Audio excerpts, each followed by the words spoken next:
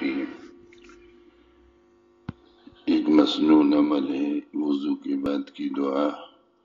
رسول اللہ صلی اللہ علیہ وسلم نے ارشاد فرمایا، جس نے اچھی طرح وضو کیا اور پھر اس دعا کو پڑھ لیا، اس کے لیے جنت کے 8 دروازے کھول دیے جاتے ہیں، جس دروازے سے چاہے داخل ہو جائے۔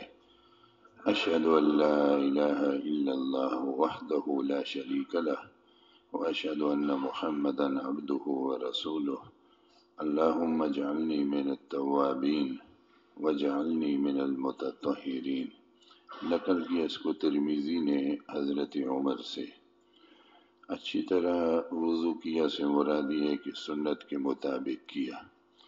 جو سنت کے مطابق وضو ہوگا یہ بیٹھ کر ہوگا اور یہ کپڑے پہن کر ہوگا، اور قبلہ رخ ہونا اس میں مفید ہے، اور اس میں بسم اللہ شریف پڑھنا اولاً، اور بیچ کی کچھ دعائیں اگر یاد ہوں، اور آخر میں کلمہ شہادت پڑھنا آسمان کی طرف منہ کر کے۔ انگشت شہادت کا اٹھانا یہ کہیں ذکر نہیں ہے، اور بس آسمان کی طرف رخ کرے اور مسنون دعا کو پڑھ لے۔ خلال کرے، داڑھی گھنی ہے تو اس میں پانی پہنچائے تھوڑی تک، جلد میں پانی پہنچے، چلو میں لے کے تینوں طرف مارے، ٹھوڑی میں بھی اور دائیں بائیں، اور پھر ایک ہاتھ کی انگلیوں کو گیلا کر کے اس میں خلال بھی کرے اگر داڑھی گھنی ہے، اور اوپر جہاں سے بال شروع ہوتے ہیں سر کے، ٹھوڑی تک، اور ایک کان کے حصے سے دوسرے کان کے حصے تک، آنکھیں بند کر کے جو اوپر کا حصہ ہے یہ اچھی طرح اس کو مل لے کہ بیچ میں کوئی جگہ نہ رہ جائے۔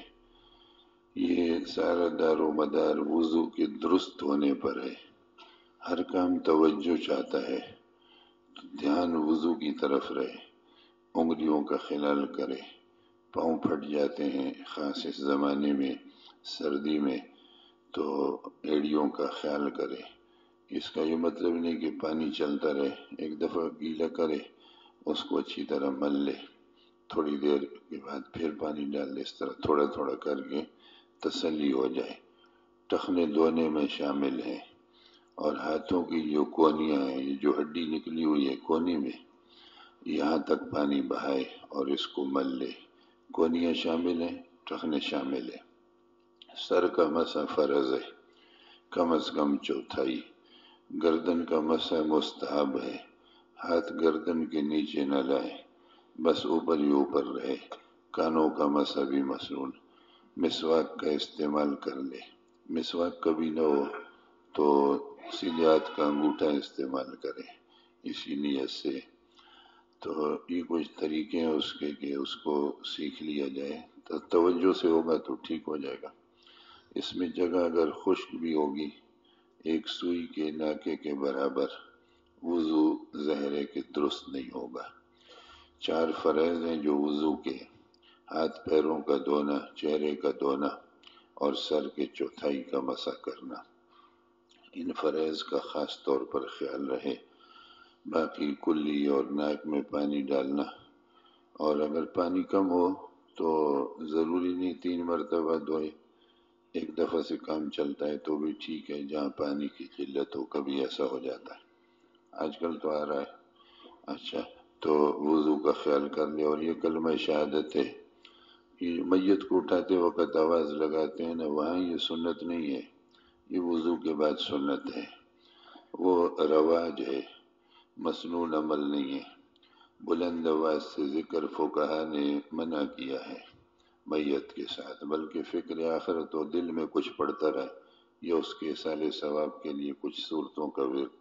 ایک آدمی جو آواز کرتا ہے نا اور دوسرے، تو مسنون اعمال میں یہ بات نہیں۔ تو یہ وضو کی دعا ہے، اور توجہ سے پڑھے کہ میں شہادت دیتا ہوں اللہ بزرگ و برتر کے سوا کوئی معبود برحق نہیں، اور میں گواہی دیتا ہوں کہ حضرت محمد صلی اللہ علیہ وسلم اللہ کے بندے اور اس کے رسول ہیں۔ اے اللہ مجھے توبہ کرنے والوں میں بنا اور مجھے پاک صاف کر دے۔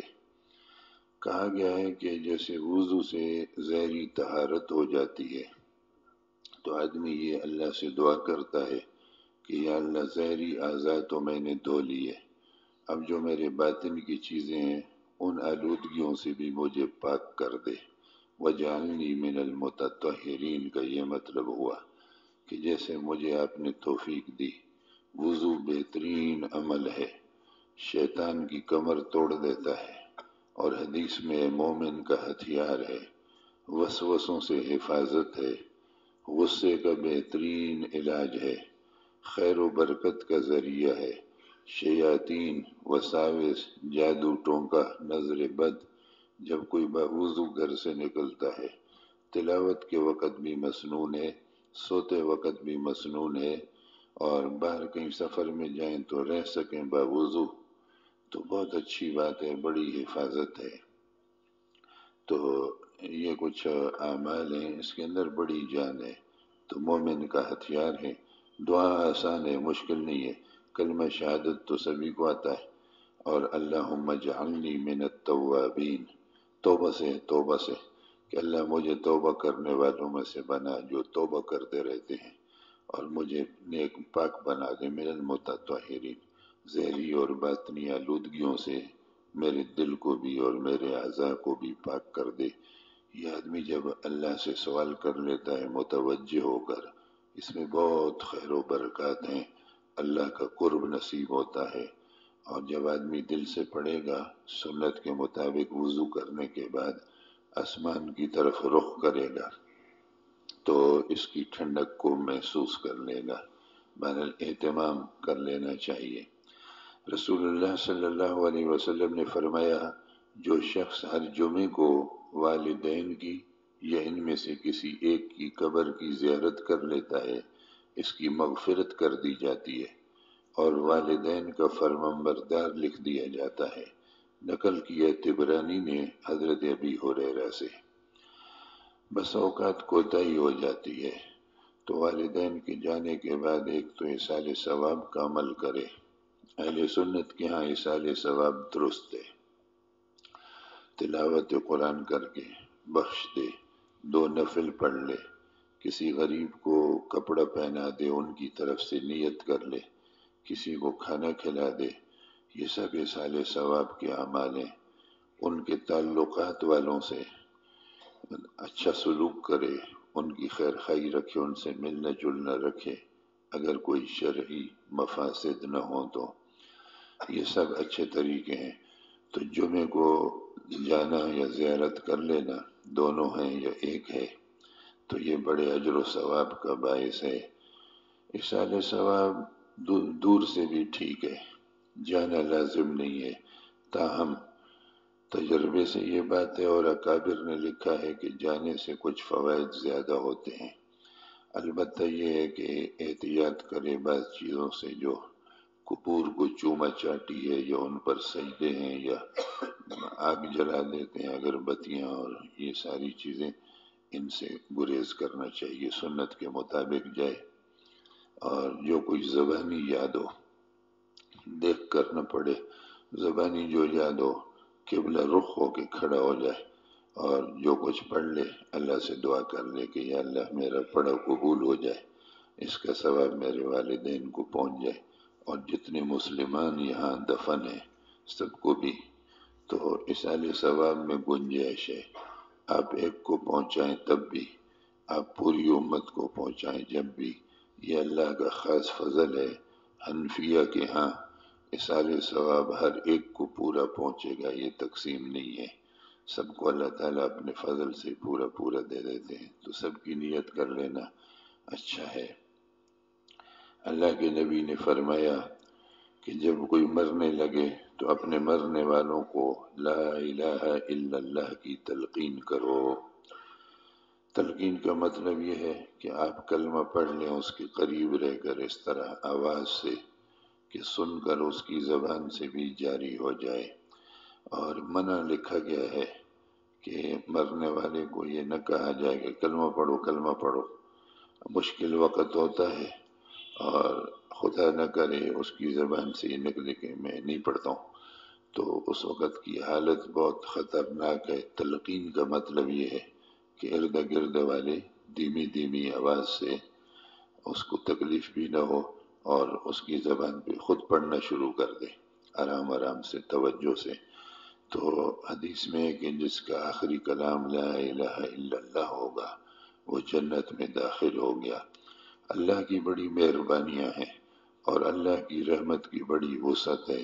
خدا تعالیٰ بہانے ڈھونڈتا ہے اپنے بندوں کی بخشش اور مغفرت کے لیے، اس لیے بہت ساری چیزیں رکھ دی ہیں کہ جو کر سکتے ہو کرو، فرض کے علاوہ اللہ کی رحمت کو تلاش کرو، تو تلقین کرو۔ اور اچھا یہ ہے کہ آدمی خود زندگی میں بھی اس کا کچھ ورد رکھے، کم از کم ایک تسبیح پڑھ لے، لا الہ الا اللہ، تھوڑی تھوڑی دیر کے بعد محمد الرسول اللہ، تو یہ تعداد بھی 70,000 کی ہو جاتی ہے۔ زندگی میں کر لینا چاہیے، بعد اس کے کہ کوئی اور ہمیں بخشے، ہم اپنی بخشش کا سامان خود بھی کر لیں۔